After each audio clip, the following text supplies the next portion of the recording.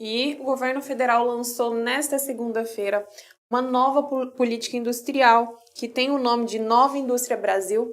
Essa política industrial ela tem o objetivo de fomentar indústrias até 2033, fomentando com linhas de crédito, subsídios, requisitos de conteúdo local para fomentar empresas nacionais.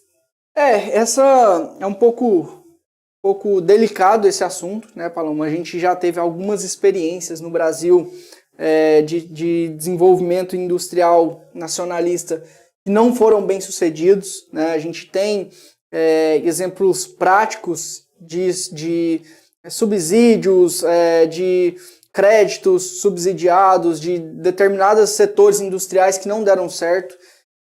O governo brasileiro, historicamente, ele tem esse grande defeito de tentar proteger setores ou empresas improdutivas, né? Não à toa, o carro mais barato que a gente tem aqui no Brasil hoje, que a gente chama de popular, é quase 100 mil reais.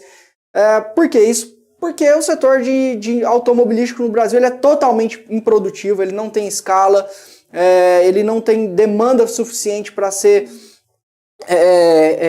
economicamente viável, e mesmo assim o governo insiste em fazer proteções, em fazer subsídios, e isso acaba gerando grandes distorções econômicas. Então assim, e aí, obviamente é uma opinião pessoal, mas o Brasil ele tinha que focar a sua indústria em coisas que ele sabe fazer, em coisas em que o Brasil são produtivas, e aquilo que a gente não tem expertise, aquilo que a gente não tem tecnologia suficiente, aquilo que a gente não tem escala suficiente, a gente importa. Então, o Brasil é bom de agricultura, né? E aí a Embrapa, as pesquisas, tecnologia desenvolvida aí pela Embrapa tem grande papel fundamental nisso. O Brasil é bom em produção de aeronaves, com a Embraer, uma empresa que é responsável também, grande responsável por fazer isso no Brasil, mas algumas coisas o Brasil não é especialista, não faz bem, não tem escala para fazer.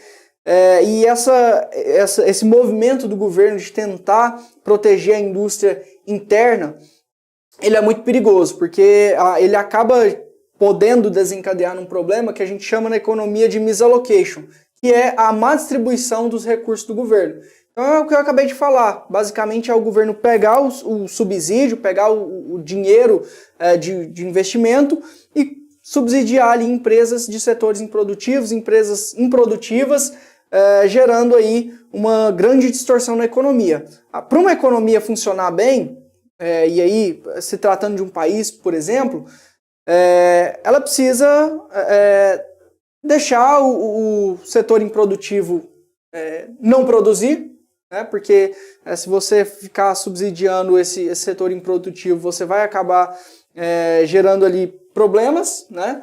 Isso não vai ser sustentável no longo prazo, e a empresa ou o setor que ela é produtivo, que ela tem escala, que ela tem tecnologia suficiente para acontecer, ela vai acontecer naturalmente, e dessa forma o governo não atrapalha o desenvolvimento do país como um todo. É claro que a gente precisa entender melhor como que vai se dar esse plano, quais são os planos de ações, né, as entrelinhas ali do plano, entender melhor, mas historicamente esse tipo de plano no Brasil não teve sucesso, e assim, a economia moderna, e aí a gente tem vários estudos sobre isso, mostra que esse tipo de alocação, né, esse tipo de subsídio, esse tipo de crédito, esse tipo de tratamento diferenciado para indústrias diferentes, para setores diferentes, ele não é economicamente viável, não é economicamente sustentável no longo prazo. Mas como eu falei, de qualquer forma, é algo que a gente tem que acompanhar mais de pertinho aí como vai ser feito. Uma excelente reflexão. O governo brasileiro deveria investir no qual ele é especialista e não... Na verdade, assim, o governo não deveria proteger setores, né? O governo deveria... obviamente, a economia, ela não anda sem o governo, né? Algumas pessoas vão discordar disso, outras não, mas na minha visão a economia não anda sem o governo é sim essencial para um desenvolvimento econômico saudável, mas ele tem um limite, tá? E esse limite, na minha visão, ele ultrapassa quando o governo começa a fazer esse tipo de movimento de proteções a empresas ou a indústrias, setores da economia. Tá? Então, como eu falei, a gente precisa olhar ali quais são os planos de ações desse novo plano, né?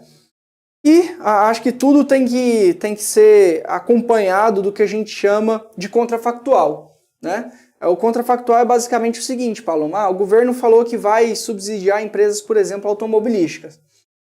Mas qual que é o custo de oportunidade desse financiamento, desse subsídio?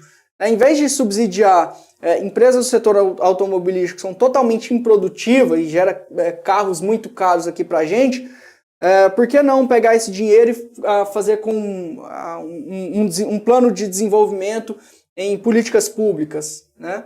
Em outros tipos de obras que talvez beneficiaria mais o desenvolvimento do país do que uma indústria improdutiva. Então, esse tipo de estudo ele não é feito.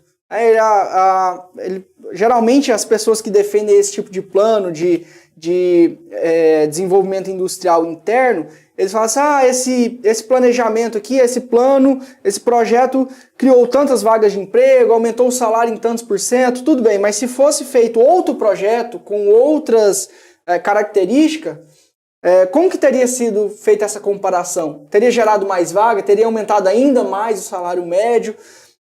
Isso é o que a gente chama de contrafactual. É analisar o custo de oportunidade de você não ter feito esse projeto A para ter feito o projeto B. Talvez o projeto B seria mais viável. E no Brasil, geralmente a gente não faz essas...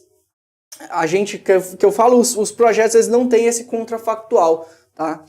Então, assim, é um pouco delicado, né, esse plano de industrialização, mas a gente vai ver aí como que vai se dar isso ao longo do tempo.